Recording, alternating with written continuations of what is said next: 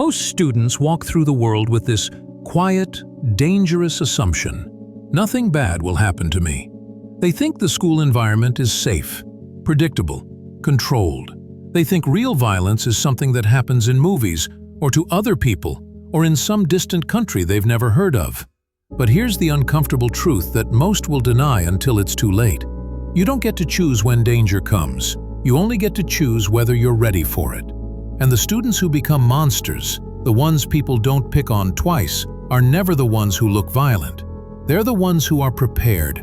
They're the ones who understand that self-defense isn't about anger, ego, or showing off.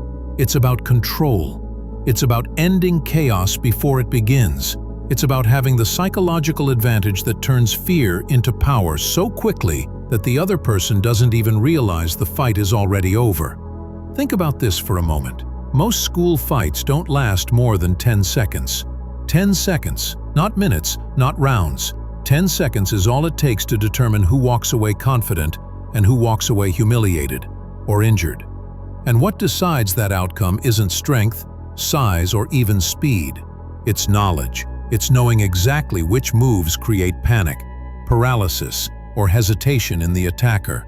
It's understanding human weaknesses that people never train, never protect, and never expect to be exploited. And here's the part most people will never admit.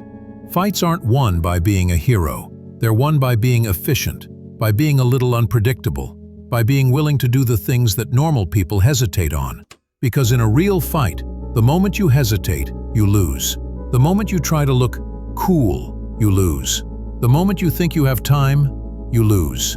But when you understand these 7 moves, these 7 deadly but practical techniques designed for actual students in real situations, everything changes.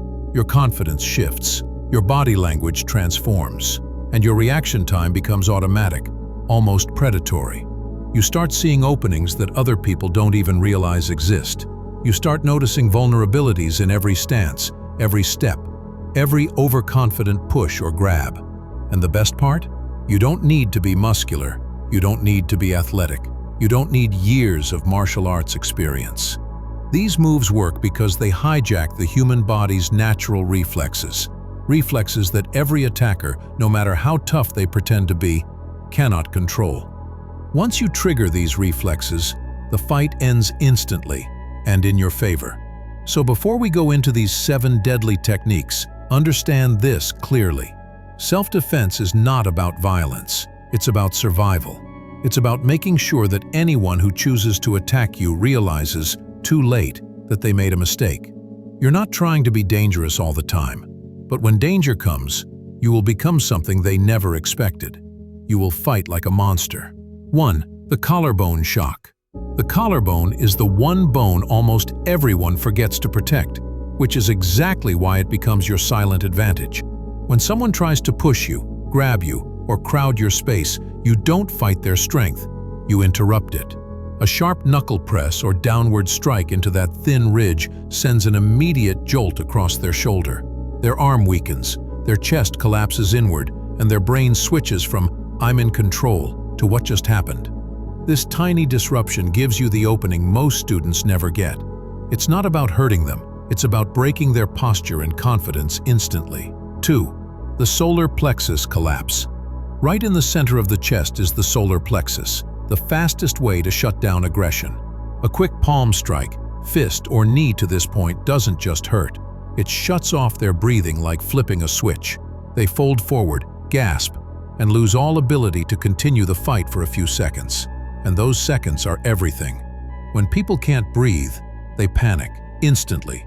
They forget anger, forget strength, forget whatever ego made them start the fight. This move works because it turns a confident attacker into a helpless one in a single breath. 3. The ear slap disruptor. The ear slap is brutally simple and brutally effective.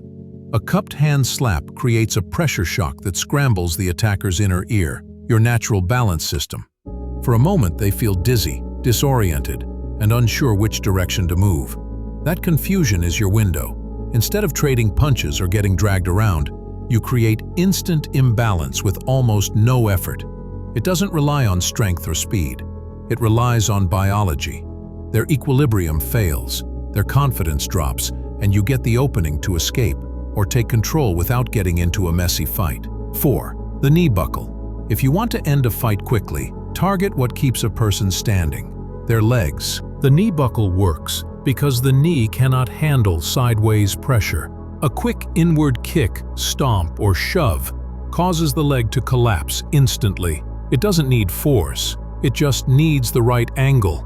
And once their base drops, their entire body falls apart with it. They lose balance, reaction time, and any ability to continue pushing forward. You're not trying to injure them, you're removing their stability. One simple move turns a threatening opponent into someone struggling to stay upright. 5. The finger rip. When someone grabs you, they think they've won the first phase of the fight. What they don't realize is that their fingers are the weakest part of their entire body. Isolate a single finger and bend it back or twist it, and their grip releases instantly. It's not about pain. They literally cannot hold on. The body is programmed to let go. This makes the finger rip one of the smartest, safest, and most reliable counters to shirt grabs, collar grabs, or wrist grabs. You create freedom without force, without striking, and without risk. 6. The jawline jolt. Hidden along the jawline is a nerve cluster that controls facial response and balance. Strike the corner of the mandible with a palm, knuckle, or upward shove, and you trigger a reflex the attacker can't control. Their eyes blink, their head jerks, and their brain hesitates for a heartbeat. That half second of mental freeze is priceless. You're not trying to knock someone out, you're interrupting their nervous system, and in a close-range fight, that interruption is enough to give you control or escape safely. It's tiny, fast, and brutally efficient. 7. The shoulder bump ambush. When someone gets chest to chest trying to intimidate you, most students instinctively step back, which only makes the attacker bolder. Instead, the shoulder bump turns their confidence against them. A quick upward bump into their chest or jaw sends a shock through their body and breaks their forward momentum. They stumble, lose balance, and instantly rethink their tough guy act. The beauty of this move is that it's invisible. It looks like a natural reaction, but its effect is huge. It buys you space, control, and the mental upper hand without needing a single big strike. And now you understand something most students will never figure out. Real self-defense isn't about being the strongest kid in the room. It's about knowing the exact weaknesses everyone else walks around with. The funny part? People who try to act tough are always the ones with the biggest weak spots. And now you can see every single one of them. But here's what I want from you. Which move shocked you the most? Which one made you say, "Wait, why did nobody ever teach this before?" Tell me in the comments. And if you think you already knew all 7, congratulations, you're officially built different. Stay sharp, stay unpredictable, and remember, monsters aren't born, they're trained. See you in the next one.